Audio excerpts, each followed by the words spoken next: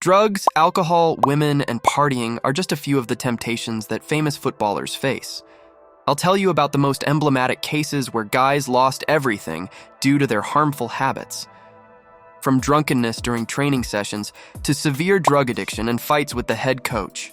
And at the end, the most terrible case, where a famous goalkeeper ended his lover's life to keep their affair a secret. Romanian forward Adrian Mutu shone brightly, playing for Dinamo Bucharest, which led to a move to the prestigious Italian league. His talent did not go unnoticed, and in Parma, Adrian continued to excel until he caught the attention of Jose Mourinho at Chelsea. However, moving to Britain was the beginning of problems for the player, first with alcohol, then with cocaine. Mutu couldn't handle sudden fame, mismanaging his money and social status. As a result, he was expelled from Chelsea. Trying to redeem himself and return to his former level, the Romanian footballer failed to succeed, either at Juventus or at Fiorentina. In 2010, he again faced drug problems. It became clear that for Mutu, pleasure was more important than football itself. Brazilian Cicinho's transfer to Real Madrid turned out to be one of the club's most erroneous decisions. You can understand the club's logic. Before moving to Spain, this right-back was quite convincing in his homeland, becoming one of the key players in São Paulo.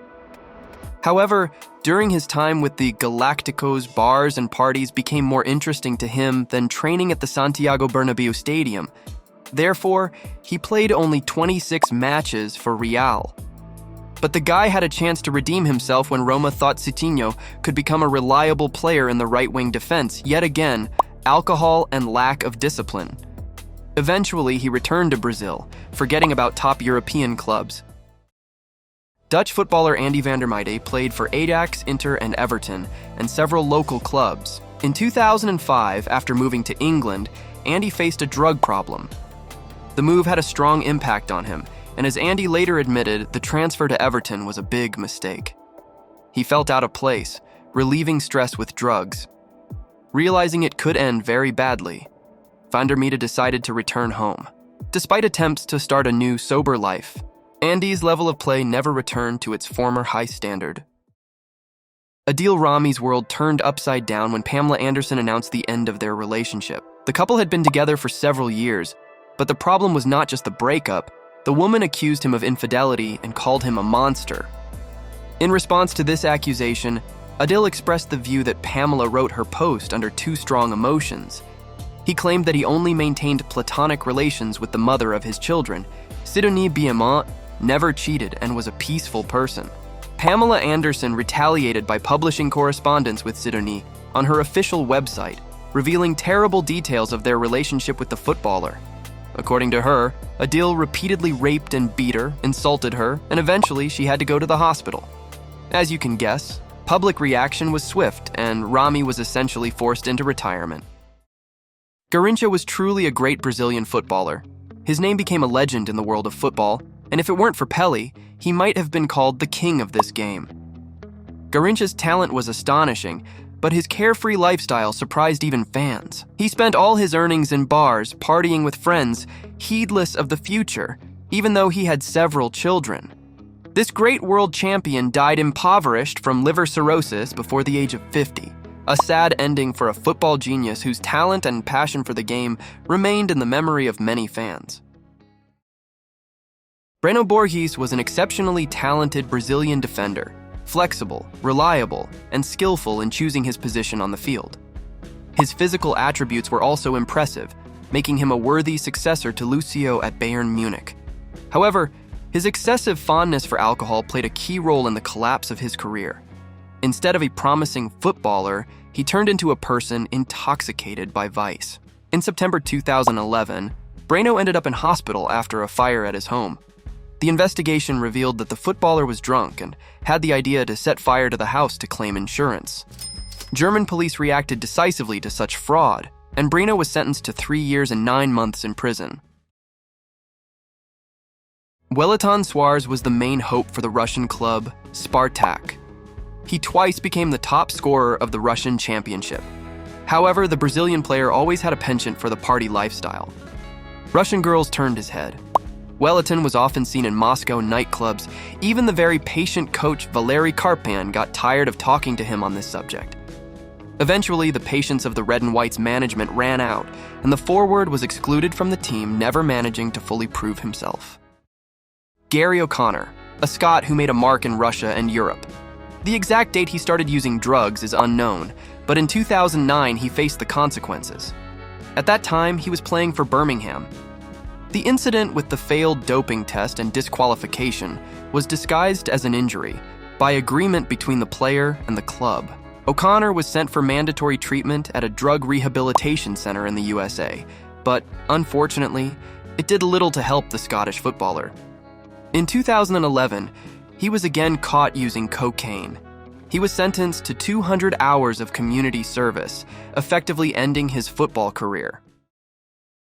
In 2007, Brazilian talent Alexandre Pato burst into European football, signing a contract with AC Milan. He was only 18 years old, but in his first season, he impressed everyone by scoring 9 goals and winning the hearts of fans, coaches, and also the daughter of the club's owner, influential Silvio Berlusconi. It's hard to determine what benefits the footballer expected, but after starting a romantic relationship with Barbara Berlusconi, he began to face serious problems in football. Firstly, he became prone to frequent injuries, spending more time on treatment than on the field. During 2 seasons, 2011-12 and 2012-13, he scored only 1 goal. Secondly, his relationships with his teammates deteriorated as they realized that he was no longer part of the team and that in his presence one couldn't speak one's mind openly. As a result, AC Milan's head coach Massimiliano Allegri had to request the player's transfer. Pato returned to Brazil, never reaching great heights in Europe. Adriano Leite Ribeiro, a Brazilian footballer, had all the qualities necessary for a successful forward: speed, excellent technique, and astonishing physical strength. In Serie A and playing for the national team, he became a real revelation, setting a personal record of 51 matches and 31 goals. He was predicted to have a future like his compatriots Romario and Ronaldo. However, Adriano had too many temptations in life. He often arrived at training drunk and tired after nights out at clubs, and in Europe, they simply did not want to deal with a constantly drunk footballer. His last contract was with his beloved club, the Brazilian Flamengo, which was his youth love. Diego Maradona, the great Argentine footballer, became undoubtedly a unique personality in the world of football. He was an idol for millions, possessing not only unique talent, but also the hand of God. His victories with the Argentina national team, Napoli, and Barcelona brought him incredible popularity and reverence. However, as his football career neared its end, Maradona found it increasingly difficult to find the motivation to maintain his form. He became addicted to strong alcoholic drinks and hard drugs. The final years of his playing career were overshadowed by endless scandals, frequent drinking, and drug use incidents, with reporters constantly following him to capture the football star under the influence. After ending his playing career, Maradona underwent treatment, got rid of his drug addiction, and even led the Argentina national team at the 2010 World Cup in South Africa. But as those close to him said, he struggled with the desire not to relapse until his death. Paul Gascoigne, a football star from England. He was an exceptionally talented player, famous for his performances in the 1990 World Cup and Euro 1996. Gascoigne was considered the golden boy of English football of his time. However, 2 years after his brilliant performance, he was excluded from the national team due to excessive alcohol consumption. By this time, his addiction to drugs was also known, marking the beginning of a dark period for this player's illustrious career. Gaza, as Paul Gascoigne was nicknamed, started changing clubs more frequently, but his problems with drugs and alcohol prevented him from fully demonstrating his talent in new teams. George Best, one of the greatest footballers of the 1960s, was remembered not only for his sporting achievements, but also for his harmful habits. His famous quote, "In 1969, I gave up women and alcohol. It was the worst 20 minutes of my life," reflected his life philosophy. Witnesses said that Best was prone to drinking and smoking cigarettes even during training and match breaks. Nonetheless, the Northern Irishman remained a true professional in football. He understood when to stop and how to control his habits, which allowed him to play at a sufficiently high level. After all, What's wrong if a good player takes a smoke break during halftime? Mario Balotelli, an Italian with Ghanaian roots, was one of those football talents prophesied to have a great future, but reality turned out to be a bit different. He left his mark in football mainly due to scandalous situations. According to the European press, Super Mario was a constant participant in scandals, regardless of the country he played in or the club he represented. His antics caused widespread resonance. Sometimes, under the influence of alcohol or drugs, he behaved very strangely. Once, bored during training, he started throwing darts at youth team footballers. Fortunately, there were no victims, but he had to pay a fine of £100,000 for this. Or take the case of setting fire to his house during a noisy party using fireworks when he wanted to make the celebration brighter. Wow. During his time at Manchester City, Balotelli got into fights with 3 teammates and team coach Roberto Mancini. Tony Adams, former captain of Arsenal in London, also faced alcoholism and debauchery in the past. However, in 1996, he made an open admission of his dependency and decided to actively fight this problem. He dedicated his life to helping others to prevent young guys overwhelmed by fame and money from hitting rock bottom. Currently, he is coaching in a Chinese club and openly talks about his drunken past.